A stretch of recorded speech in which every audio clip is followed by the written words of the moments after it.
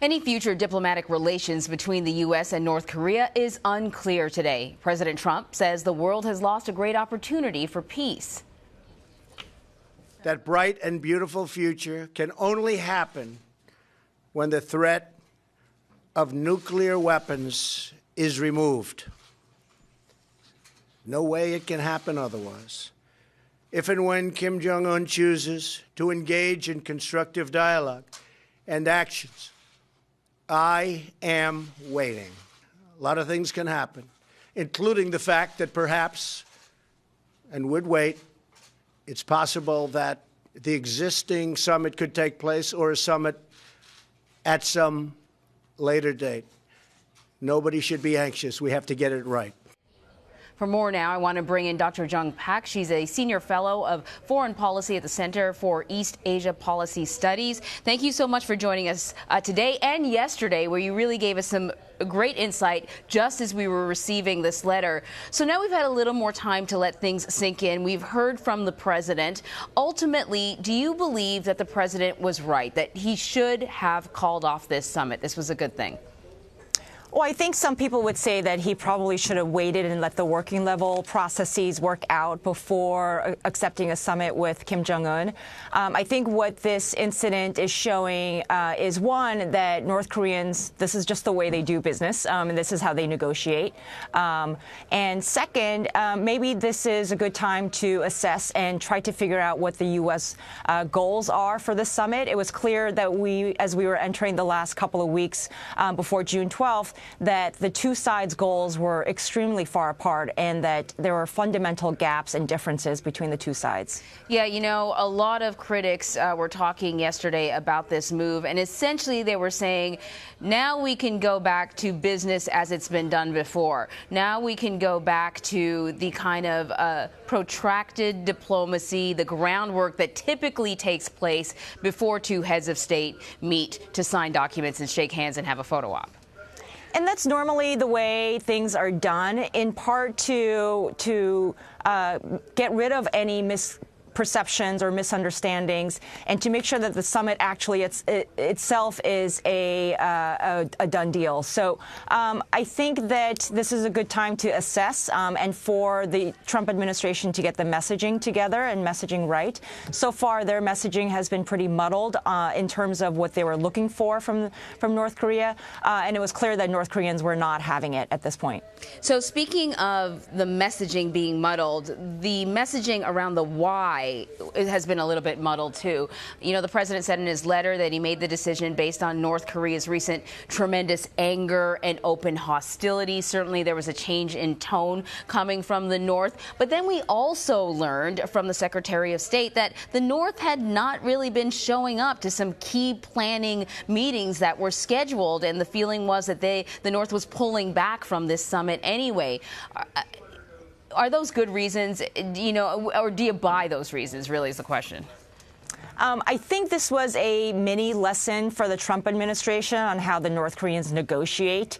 They threaten, they bluster, they engage. Sometimes they're nice, but we should expect more of this in the longer term, in the longer picture, in the bigger picture. That this is how the North Koreans consider negotiations, and I think this is a good lesson for all of us. I would also mention that the summit postponement or cancellation, or however you want to call it, is a good reminder of how far apart the U.S. and North Korea are on the denuclearization issue.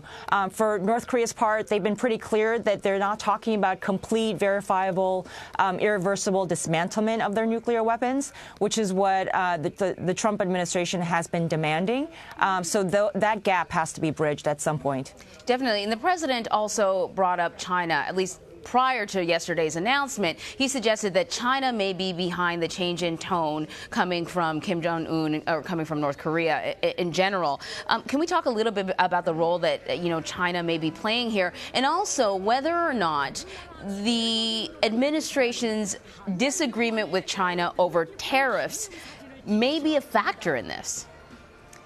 I think that there's a tendency to blame China for this, or President Moon of South Korea for that matter. But I think both President Moon and the Chinese government have been supportive of the summit for Beijing, the leaders in Beijing. They've wanted stability. They want the summit to happen so that the U.S. can sit down with North Korea to talk about the nuclear issue. They much prefer this over the locked and loaded and fire and fury of last fall. So it was actually in Beijing's interest to support this summit, and they were invested in it and supportive of that. So let's talk about South Korea, perhaps the country with the most to lose.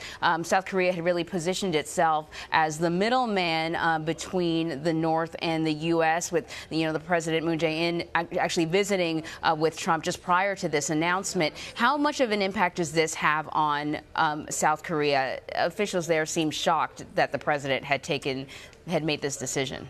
Yes, the South Korean officials, including the Blue House, they scrambled to throw together a meeting when this announcement came out. It was a shock to them. As you know, President Moon was just in D.C., where where he and President Trump talked about the summit with North Korea. And the foreign ministers of Japan and China were also here last week to talk about the summit as well. So it was surprising to the allies. They probably feel a bit sidelined, and it does very little for U.S. credibility and standing when the allies are not consulted in advance on this type of topic, especially since the decision by President Trump seems to have happened overnight. Yeah. So then where do we go from here? Prior to this conversation about a summit, it was pretty much what we've seen for decades, talk of increased sanctions. The only difference, perhaps, with this administration is the rhetoric was meeting the rhetoric coming out of North Korea in terms of its velocity and intensity and the words being used. What do we do? Do we go back to that sort of language and that kind of relationship, or what do you foresee moving forward? I think it's more nuanced than that. As President Trump's letter hinted, he was open to postponing the summit or having the summit at a later date. And the recent North Korea Vice Foreign Minister's statement saying that they still are willing to meet, it leaves open the possibility of another meeting scheduled. As we've said before, even before yesterday, that both sides, the U.S. and North Korea, are invested in having this meeting. And I think both Trump and Kim are invested in this meeting and do want to meet.